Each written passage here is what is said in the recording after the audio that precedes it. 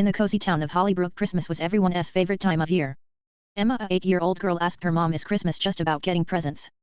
Her mom said it is about sharing love and joy. Sometimes the best gift is when you give, not when you receive. Emma thought about this as she walked home from school when she spotted a boy sitting on a bench, shivering. Emma recognized him. His name was Max and he had just moved to town. She went to him and said, "Why are you here in the cold?" Max said, "I was hoping to see Santa but I don't have warm clothes." Emma thought and she ran home. She found a scarf, a pair of mittens and hat. She wrapped them up in festive paper. Handing package to Max saying, "A little early Christmas gift." Max's eyes widened as he opened the gift and said, "Thank you, this is the best gift ever." But Emma wasn't done yet. That evening she asked her parents if they could help make Christmas brighter for Max and his family. Over the next few days, Emma and her family secretly delivered surprises to Max's house: a basket of cookies, a little Christmas tree, and decorations.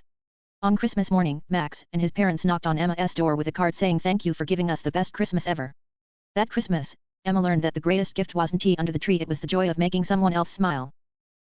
There is a snowy town of Silver Pines. The centerpiece of the celebration was big Christmas tree, the most important decoration of all, a golden bell that rang on Christmas Eve. But this year something strange happened. When Mayor went to hang the bell on the tree, it was missing.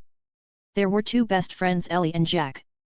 The pair started their search and noticed tiny footprints in the snow. Led them to the old clock tower.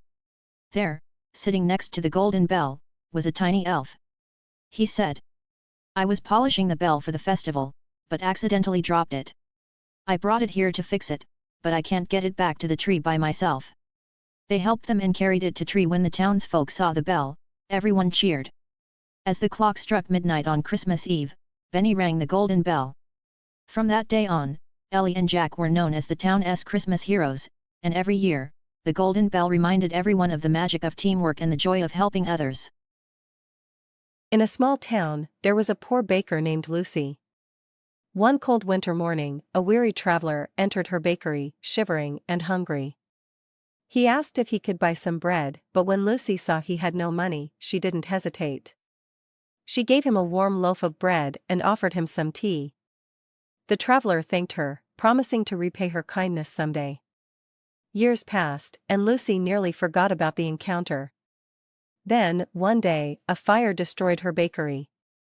Lucy stood outside, devastated, not knowing what to do. Just then, a car pulled up. It was the traveler from years ago, now a successful businessman.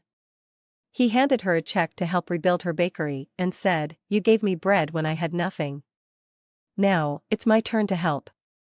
Lucy smiled, realizing that kindness always finds its way back when you least expect it. A young boy named Max was determined to climb the tall tree in his backyard. But when he reached the first branch, he froze. The height made him nervous, and doubts filled his mind. He thought about how many times he could fall and hurt himself. His older sister, watching from below, said, "Max, confidence doesn't mean you're not scared. It means you trust yourself to keep going, even when you're afraid." With her encouragement, Max took a deep breath and continued climbing, one branch at a time. Slowly, his fear lessened with each step. When he finally reached the top, he felt a rush of. At that time Max realized that confidence isn't about not being afraid, it's about taking the next step despite your fear.